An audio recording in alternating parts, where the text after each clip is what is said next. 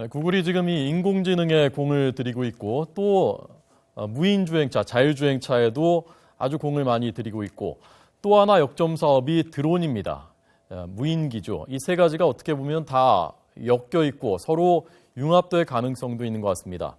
저희가 이 드론 어디까지 왔는지를 알아보기 위해서 우리나라의 드론 연구 1세대입니다. 심현철 카이스트 교수를 오늘 초대했습니다. 만나보겠습니다. 안녕하십니까? 안녕하세요.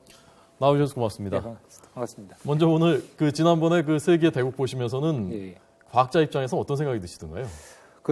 요즘엔 그런 기술이 있다고 얘기할 때와 기술이 우리한테 다가오는 그 시간 차이가 굉장히 빠르다는 걸 느꼈습니다. 인공지능이라는 게 쭉 있긴 했지만 사람들이 별로 신경을 안 쓰다가 갑자기 이게 우리를 놀라게 하고 실용화되는 데까지 오는 그 시간이 굉장히 짧다는 걸 다시 한번 느꼈습니다. 드론도 그렇게 될 수 있겠군요. 드론도 이미 그랬죠. 2년 전에 우리나라의 그 북한 무인기가 터지면서 갑자기 이슈가 됐고 그때부터 계속 이슈가 되고 있었습니다. 박사님은 언제부터 어떤 계기로 이 드론을 연구하시게 됐습니까? 저는 1991년에 석사 과정을 시작하면서 그때 그 항공기 제어의 개념으로 시작을 했었습니다.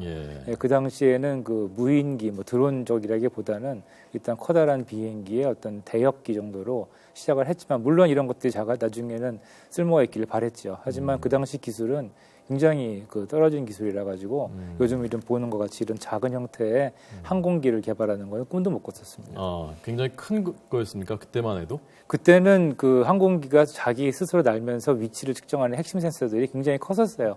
그래가지고 이 항공기를 막대기에다 매달아 놓고 위치를 이렇게 측정하는 장치를 달아서 그렇게 테스트를 했었습니다. 지금 저희가 보여드리고 있는 저 사진 조그마한 헬기 같은 거, 그 앞에 나왔던 좀 꽤 큰 무인기 그런 것들이 다 초기 때 건가 보죠? 예, 그 막대기에 달려있던 무인기 같은 것들이 초기 연구고요. 뒤에 나온 것들은 요즘 사진입니다만 옛날에는 진짜 그 센서들 같은 문제가 많아서 요즘 같은 시대가 오히려 정말 생각 못했었습니다.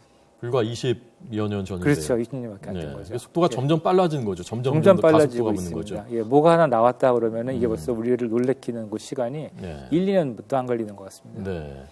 저희가 드론 생각하면 일단 촬영.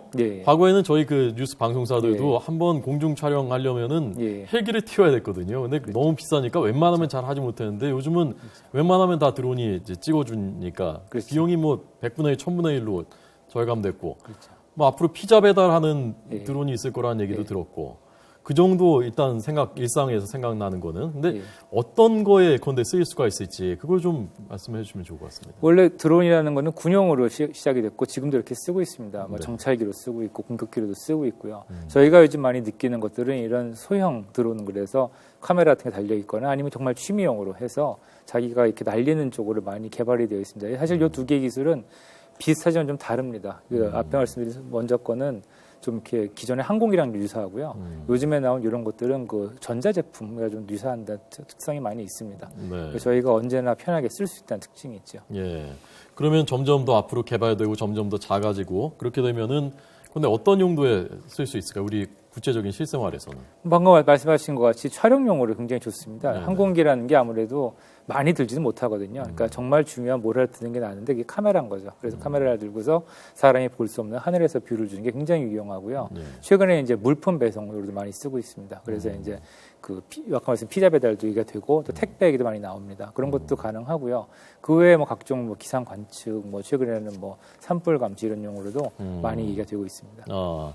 그러니까 산불 현장, 근데 소방대원들이 직접 가지 못하는 곳에 드론이 가서 현장 관찰도 하고 정보도 얻어내고 화점 그러시더라고요. 화점을 찾아서 어디를 빨리빨리 불을 꺼야 되는지 알려주는데 참 유용합니다.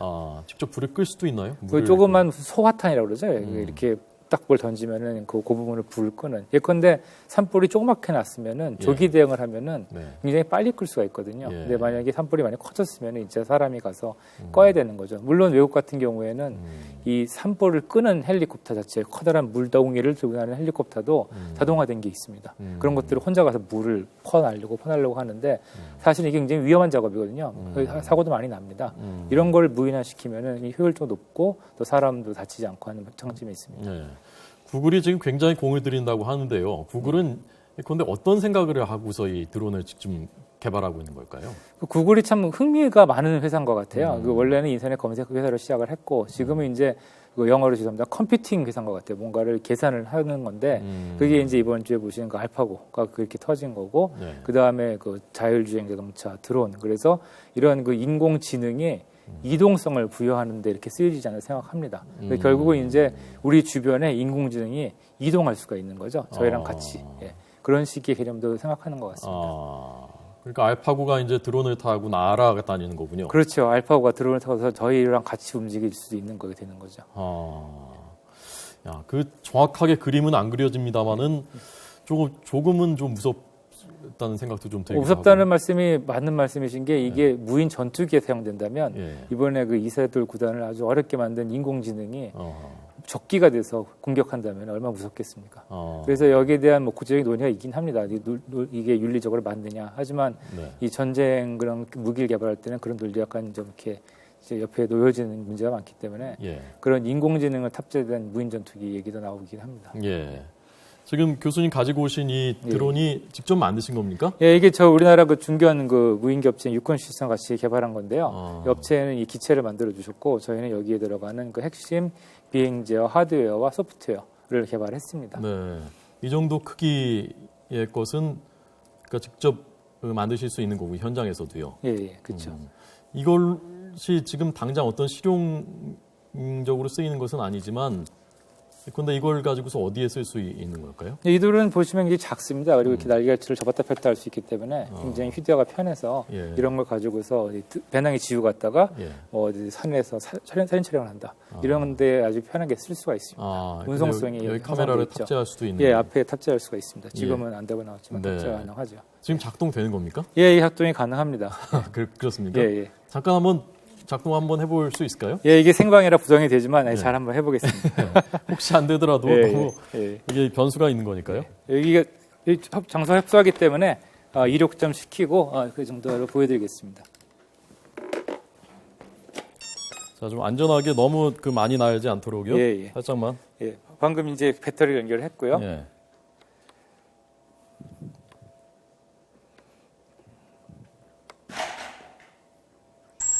이게 프로펠러 이제 걸린 다음에 이제 이륙을 합니다.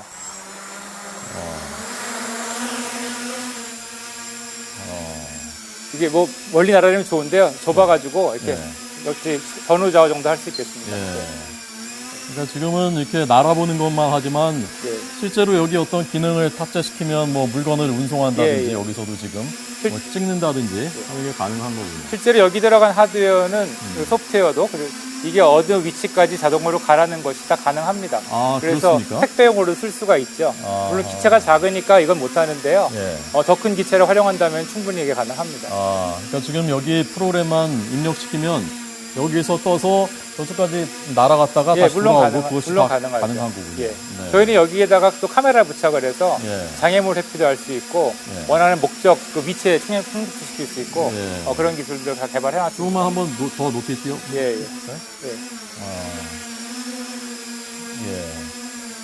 이 드론이 실제로 카이스트에서 한 민간 업체와 실제로 만든 현장에서 제작한 드론입니다. 네. 잘 봤습니다. 이게 비용이 얼마나 대략 듭니까? 제작 비용이? 예전에는 굉장히 비쌌었습니다. 가격이 수백만 원 정도 했었는데요. 지금은 여기 들어간 하드웨어 가격이 한 100만 원도 안 드는 것 같습니다. 100만 원도 안 돼서 만드는 거예요. 앞으로 좀 물론 양산하면 더 비용이 낮아질 테고요. 사실 그 덕이 스마트폰 덕입니다. 스마트폰에 들어가는 센서가 여기 들어가거든요. 예전에는 여기 들어간 센서들이 200~300만 원 했었어요. 저도 이 무인기를 사업할 생각을 하지 않았던 건 아니었는데 당시 센서가 굉장히 비쌌었는데 지금은 뭐 몇만 원도 안 하기 때문에 그런 센서를 사용하기 때문에 굉장히 저가면서도 또 우수한 드론이 나오고 있습니다. 인공지능 이번에 우리가 알게 되면서 인공지능도 처음에 연구를 시작한 분들이 꽤 많았었는데 성과가 잘 안 나니까 암흑기가 있었고 그래서 연구자들도 많이 줄었고 예산도 없었고 맞습니다. 그래서 한 10년 동안 그 공백기가 있었다고 하는데 맞습니다. 드론 연구하시면서는 그런 어려움 없었습니까? 어려움이 많이 있었습니다. 처음에 시작할 때는 뭐 센서 제대로 없었고 그다음에 이제 제가 미국에 가서 연구를 시작했는데 박사과정 동안이 굉장히 좋았는데요. 제가 이제 외국 사람이다 보니까 그 당시에 드론 하면은 무조건 그 방위산업체밖에 없었고요. 방위산업체. 그러니까 미국의 뭐 보잉이나 이런 회사들.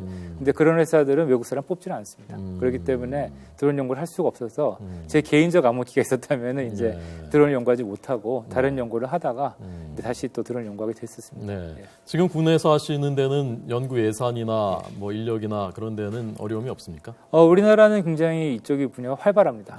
그렇군요. 각 부처가 거의 경쟁적으로 하시다시피 많이 지원을 하시고 계시고요. 이 결과가 곧 그렇게 나올 거라 생각합니다. 그러니까 미국이나 다른 선진국에 비해서도 드론 연구 수준은 우리가 뒤떨어지지 않는군요. 우리나라 기술이 사실 좋습니다. 우리나라가 지금 약간 약하게 보이는 부분은 이 저가 드론 시장이지만 사실 그 고가 드론이나 고성능 드론 시장은 사실 굉장히 기술이 좋습니다. 그런데 드론 얘기 나오면 이제 걱정을 많이 하시는 부분이 우선 사생활 침해 걱정하시는 분들이 있고 이게 뭐 피자집마다 치킨집마다 다 이제 드론을 띄우게 되면 하늘이 드론으로 뒤덮이고 거기서 부딪혀서 떨어지면 그 또 큰 일이 될 테고 리얼에도 사방이 다 막혀도 뚫린 데는 하늘밖에 없다고 하늘이라도 좀 뚫려 시원했으면 좋겠는데 하늘이 다 드론으로 덮이면 이게 어떻게 되는 거냐 걱정 안 할 수가 없거든요. 굉장히 맞는 걱정이십니다. 첫 번째 걱정 그 사생활 침해는 사실 요거는 우리나라보다는 좀 미국 얘기가 그냥 우리나라에 들어온 건데요. 영화도 많이 보셨겠지만 왜 미국은 정보 사찰을 많이 하고 사실 그다음에 이제 고성능 무인기를 써서 하는데 우리나라는 사실 그런 역량이라든가 필요가 별로 없고요. 그거 굳이 물론 사생활 침해를 할 수 있지만 우리나라 같은 경우에는 뭐 CCTV가 훨씬 더 많기 때문에 그게 더 문제가 될 수 있을 것 같습니다. 그리고 드론이 하늘을 덮는다면 이들이 날아다니면서 당연히 추락을 하겠죠. 모든 것들은 추락을 합니다. 그런데 다만 추락을 얼마나 적게 하냐가 중요하고요. 이제 그거를 위해서 기술을 개발해야 되는데, 근데 이 드론을 보시다시피 굉장히 초기예요. 이게 나온 지 2, 3년밖에 안 됐고요. 이 기술을 향상을 시켜서 앞으로 이 기술이 좋아진다면 드론이 추락을 바로바로 안 하고 굉장히 오랫동안 잘 안전하게 날 수 있고 다른 물체도 피할 수 있고 이런 게 가능해질 겁니다. 그래도 너무 많으면 그 하늘이 어지럽지 않겠느냐. 그런 문제가 생깁니다. 그래서 무인항공기들끼리 서로 이제 회피하는 것도 필요할 거고요. 그걸 적당히 또 관제하는 시스템도 개발이 필요합니다. 뭐 수량도 제한을 두고 그런 것도 그런 것들이 있어야 되겠죠. 그런 분야의 연구도 계속해서 해 나가시는 거군요. 그 분야에 대해서는 지금 제가 그 국토부와 그 무인항공기를 실제로 안전운항 기술 개발하는 과제를 작년 말부터 시작을 했습니다. 그렇군요. 그래서 그런 과제가 다 완성된다면은 우리나라의 무인기들이 상당히 안전하게 활용될 수 있을 거라 생각합니다. 마지막으로 드론 연구 1세대로서 교수님이 꿈꾸는 드론이 진짜 상용화돼서 그 기술이 더 발전한다면 그런데 이런 역할을 좀 했으면 좋겠다라든지 이런 게 좀 있었으면 좋겠다라든지 그런 게 있습니까? 앞으로 그 항공기는 지금은 제가 비행기를 타면은 개인 비행기를 탄다면 조종을 자기가 직접 해야 되지만 앞으로의 비행기는 이제 드론이 사람이 타는 드론이 될 것 같습니다. 이미 그런 게 사실 나오긴 했죠. 중국에서 올 초에 나왔습니까? 공개를 했죠. 그 중국에서 CS 쇼에서 그 사람이 탈 수 있는 저런 이 프로펠러 달린 드론을 크게 만들었는데요. 그게 아직은 초보 단계고 그거를 날릴 수 있는 법적 근거는 전혀 없습니다. 하지만 기술이 발전돼서 안전해지면은 사람이 전혀 조종을 못해도 그냥 무인 택시 타듯이 아니면 정말 택시를 타듯이 타서 목적지를 얘기만 하면 자동으로 날아가는 시스템이 정말 100년 내에는 50년 내에도 나올 수 있어요. 사실은 기술은 짐이 다 있어요. 무인차랑 무인기를 비교한다면요. 무인기는 기술이 다 있습니다. 다만 안전도가 아직 확실하게 돼 있지 않고 안전도가 상승되지 않으면 쓸 수가 없는 거죠. 항공기는 위험하니까요. 아주 장거리도 예컨대 뭐 서울에서 뉴욕까지도 무인으로 날아갈 수 있는 그 가능성도 있는 겁니까, 그러면? 사실 지금 여객기도 이착륙 시를 제외하고는 거의 모든 구간을 자동 조종 장치가 조종을 합니다. 종사님들이 못 하시는 게 아니고 할 수 있는데 너무 피곤하시죠. 그 12시간을 비행하려면요. 그걸 눌러놓으면 쭉 가고요. 또 하늘에는 특별한 이상 상황이 많지는 않습니다. 없지는 않지만 도로만큼 많지는 않죠. 그렇기 때문에 자동으로 걸어놓으면은 알아서 다 갑니다. 이제 특이한 상태만 조종사들께서 그 조치를 취하시는 걸로 돼 있는데 이 전 단계를 자동화시킬 수 있다면 가능은 하죠. 당장은 안 되고요. 근데 여기에 이제 알파 같은 게 들어온다면 가능하겠죠. 그래서 그런 그 공통점들이 있어서 교수님이 무인차도 같이 연구를 하시는 거군요. 비슷한 점이 은근히 있습니다. 사실 막상 해보니까 차이도 많이 있습니다. 무인 항공기는 이제 하늘을 날아다니는 거죠. 무인차는 도로에 있는 그 각종 교통 법규 이런 걸 지키는 게 훨씬 중요합니다. 네. 그런 것들이 상당히 어렵고요. 그리고 또 도로에 있는 불확실성들이 훨씬 높습니다. 예. 그런 거를 파악하는 게 어렵고요. 그 두 개를 한마디로 요약을 해드린다면 자율주행은 아직 기술이 없습니다. 정확한 네. 기술 개발을 해야 되고요. 예. 무인 항공기는 기술은 있는데 네. 아직 안전도가 검증이 안 돼 있기 때문에 거기에 대한 법제화라든가 각종 제도를 만들고 있는 중입니다. 알겠습니다. 이 무인지능과 드론과 이 무인차, 자율주행차가 결합됐을 때의 그 가능성, 그 그림에 대해서 오늘 국내 드론 연구 1세대 심현철 카이스트 교수 얘기 들었습니다. 교수님 잘 들었습니다. 고맙습니다. 예, 감사합니다.